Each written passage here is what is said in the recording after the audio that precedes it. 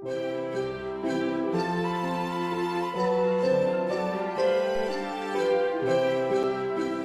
anak-anak, pada pertemuan kali ini saya akan membahas tentang persamaan kuadrat. Persamaan kuadrat adalah suatu persamaan yang memiliki variabel dengan pangkat tertinggi 2, sama seperti namanya kuadrat, yaitu pangkat 2. Bentuknya yaitu seperti ini, ax kuadrat ditambah bx ditambah c sama dengan 0. Dengan a itu adalah koefisien dari x kuadrat dan b adalah koefisien dari x. Kemudian c adalah konstanta. A, B, dan c itu merupakan bilangan real dan a-nya tidak boleh 0. Ada beberapa persamaan kuadrat berdasarkan nilai a, b, dan c. Jika a-nya 1, maka persamaannya menjadi x kuadrat tambah bx tambah c sama dengan 0. Nah, ini menjadi persamaan kuadrat biasa. Contohnya, x kuadrat tambah 8x tambah 6 sama dengan 0. A-nya 1, B-nya 8, dan C-nya 6. Nanti sewaktu kalian mengerjakan soal, supaya lebih mudah juga, kalian buat seperti ini. A, B, dan C-nya dulu ditulis. Ya, kemudian jika B-nya 0, persamaannya menjadi x kuadrat ditambah c sama dengan 0. Ini merupakan persamaan kuadrat sempurna. Contohnya x kuadrat min 4 sama dengan 0, a-nya 1, b-nya 0, dan c-nya negatif 4. Kemudian jika c-nya 0, persamaannya menjadi x kuadrat tambah bx sama dengan 0. Ini merupakan persamaan kuadrat tak lengkap. Contohnya ini a-nya 3, b-nya 5, dan c-nya 0. Yang terakhir, jika a, b, dan c-nya bilangan rasional, maka menjadi ax kuadrat tambah bx ditambah c sama dengan 0. Seperti contoh di awal tadi, ini merupakan persamaan kuadrat rasional. Ya, di sini a-nya 3, b-nya 4, dan c-nya 1.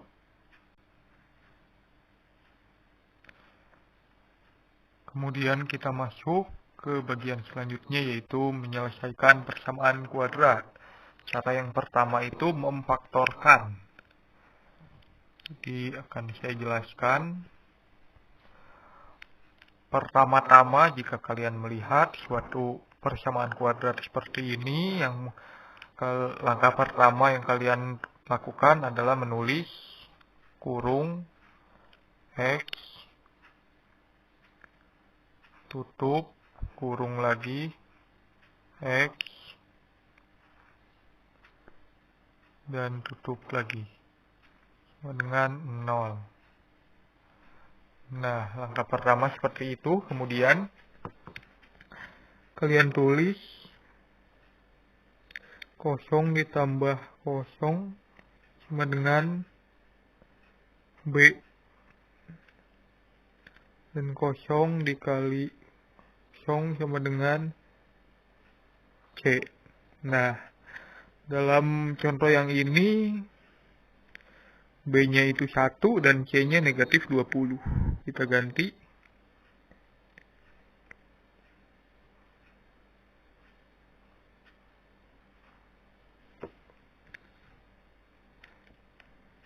Jadi,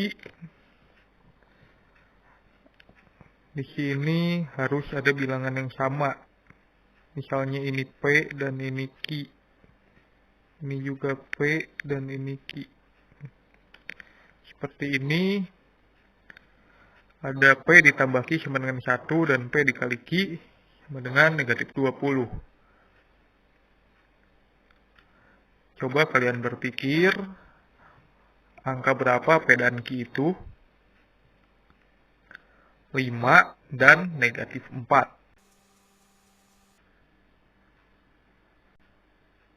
Kemudian negatif 4. 5 ditambah negatif 4 adalah 1, dan 5 dikali negatif 4 adalah negatif 20. Jadi kedua bilangan ini memenuhi.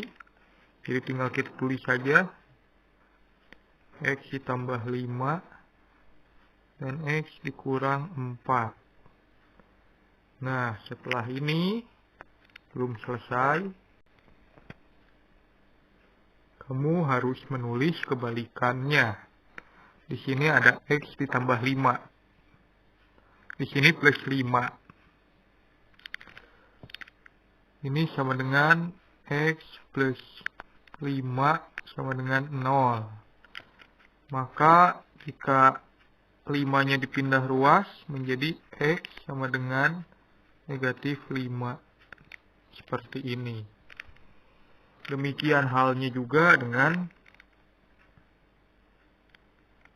X minus 4 sama dengan 0. Jika dipindah ruas, maka X sama dengan 4. Nah, seperti itu. Ini saya hapus saja. Dan kemudian tinggal ditulis di sini X sama dengan negatif 5. Atau, cara menulis atau seperti ini. Huruf V yang besar. X sama dengan 4. Nah, begitu. Kemudian, contoh selanjutnya ada 2x kuadrat dikurang 5x tambah 2. Nah, ini juga sama. Langkah pertama, kalian tulis dulu 2x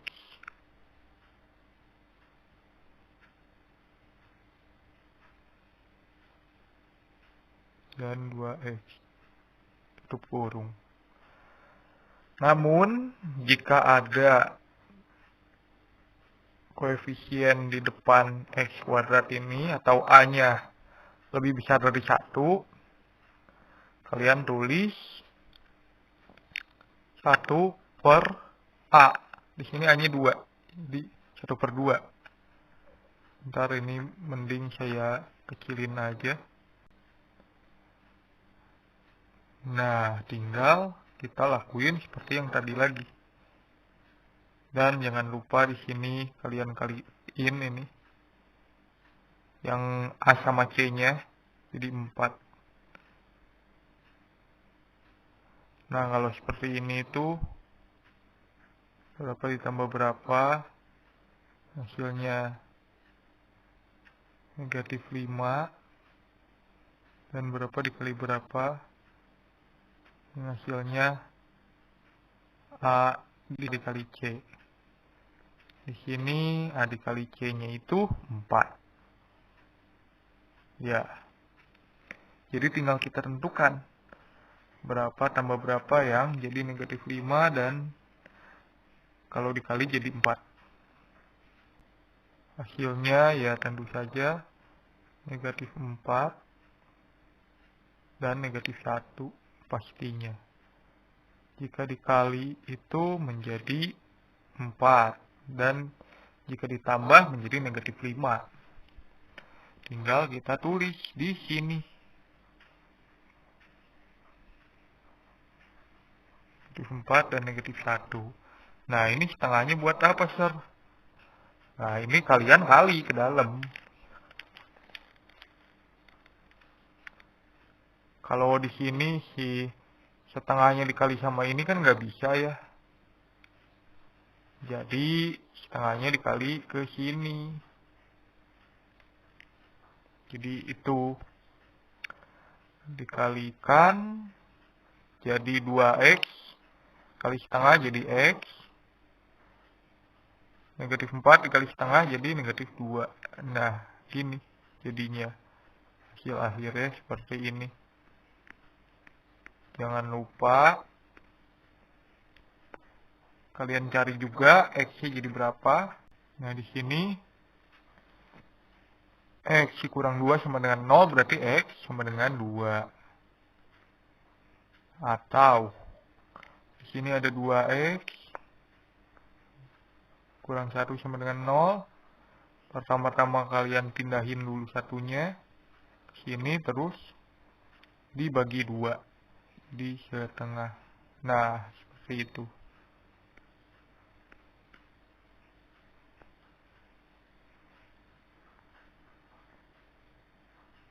Nah, ngerti ya cara ini? Kita lanjut ke cara selanjutnya, yaitu rumus ABC. Nah, ini agak ribet. X1 dan 2 sama dengan negatif B plus minus akar D per 2A.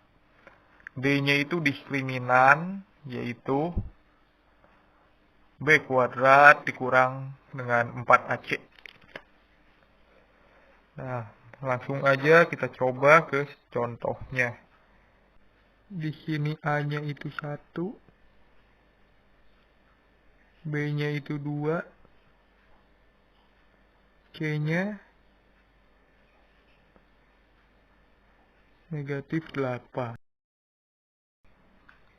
X sama dengan negatif B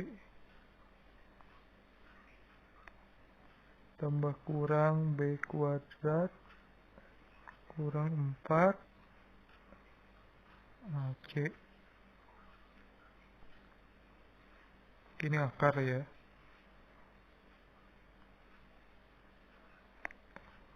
Per 2A. Nah, udah kayak gitu, tinggal dimasukin. Di sini B-nya itu 2,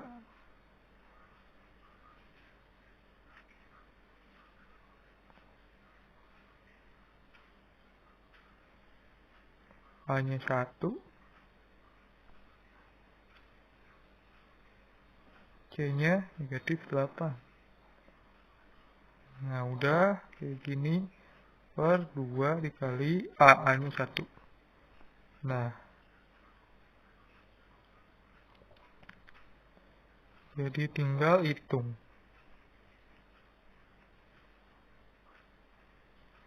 4 tambah 32.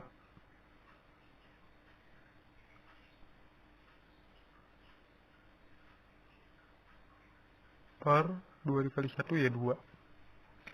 Jadi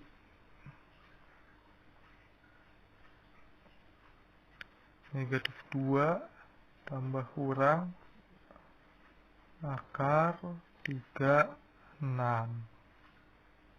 per 2.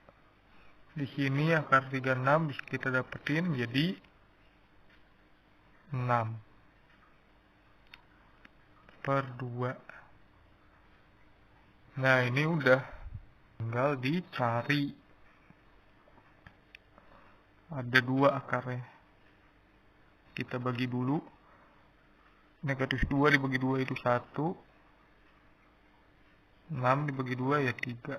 Nah, ya, maka X1 sama dengan negatif 1 ditambah 3.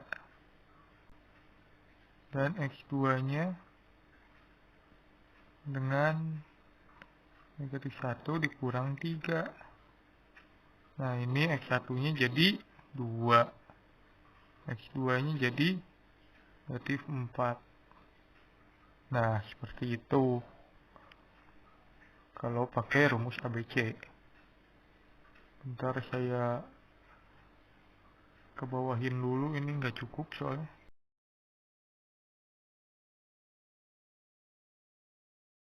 Oke, lanjut.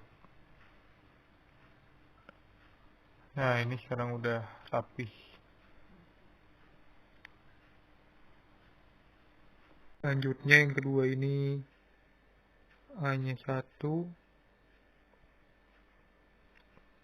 B-nya 3, C-nya negatif 15. Nah ya, langsung aja. Negatif B, B-nya 3, negatif 3, plus minus akar 3 kuadrat dikurang 4 kali A, A-nya 1, kali C. Seperti ini, bagi dengan 2 dikali A, 2 kali 1.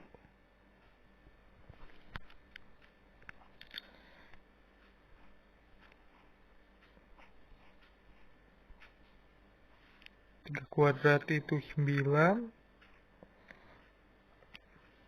negatif 4 dikali 15 jadi positif 60. Nah di sini jadi dapat negatif 3 plus minus akar 69 per 2. Nah, di sini akar 69 nggak bisa kita akarin. Ya, jadi hasilnya X1 sama dengan negatif 3 tambah akar 69 per 2. Kemudian X2 nya yaitu minus 3 kurang akar 69 per 2. Nah ini udah nggak bisa kita sederhanain lagi, emang angkanya kayak gitu ya. Jadi untuk contoh yang kedua seperti ini.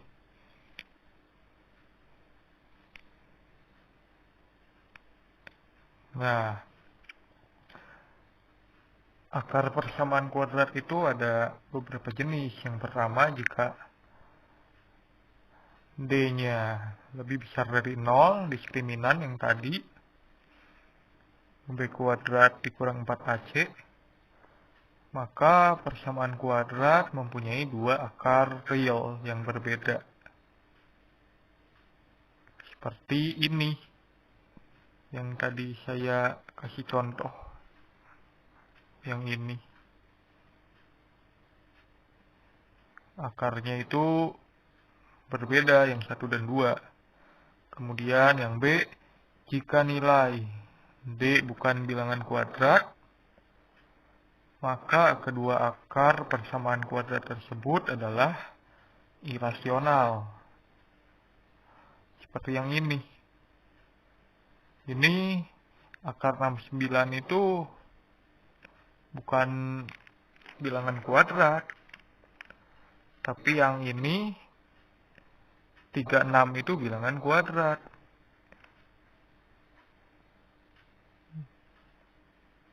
Jadi yang 36 itu hasilnya bilangan real, yang 69 ini hasilnya bilangan irasional. Kemudian jika D-nya 0, persamaan kuadrat mempunyai dua akar real yang sama.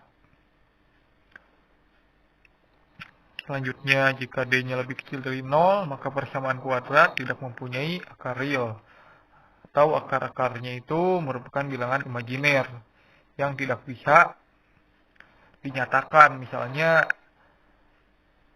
akar negatif 1 itu bilangan yang tidak bisa kita nyatakan dan tidak bisa kita hitung. Nah, langsung ke contoh saja. Di sini ada X kuadrat dikurang X kurang 2. Langsung kita hitung aja D-nya.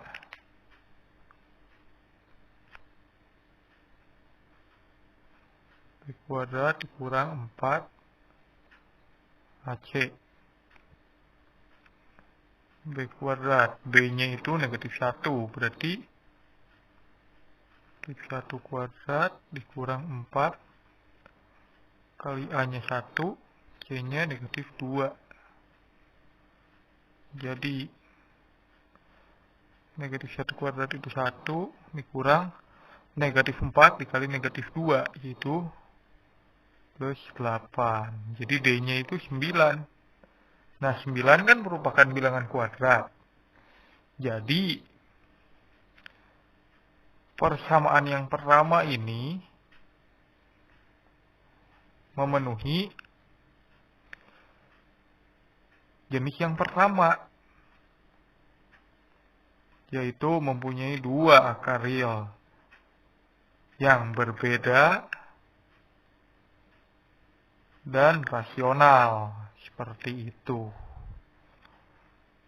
Kemudian yang kedua, di sini ada 2x kuadrat dikurang 4x tambah 2.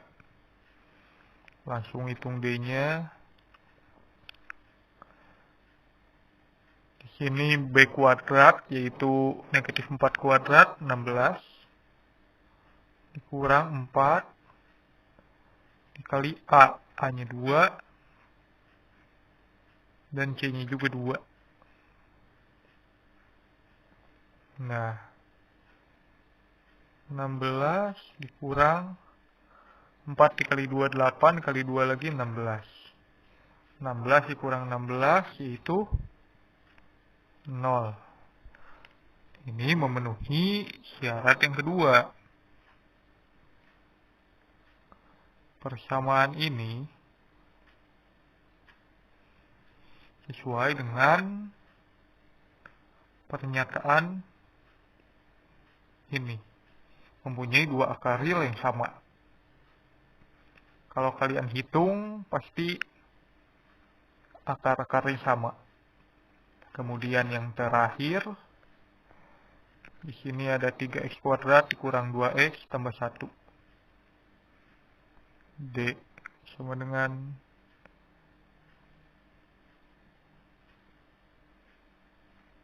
B kuadrat, di sini B-nya negatif 2, kurang 4 kali A. A-nya 3 dikali C-nya 1. Negatif 2 kuadrat, 4. Kemudian negatif 4 dikali 3. Jadi hasilnya negatif 8. Negatif 8 itu lebih kecil dari 0. Maka persamaan yang ketiga ini memenuhi jenis yang terakhir. D lebih kecil dari 0, yaitu tidak mempunyai akar real atau akar-akarnya merupakan bilangan imajiner. Seperti itu. Demikian materi pembelajaran kali ini. Silahkan kerjakan soal-soal yang saya berikan dan dikumpulkan. Semoga kalian mengerti. Jika ada yang bingung, tanya ke saya. Terima kasih.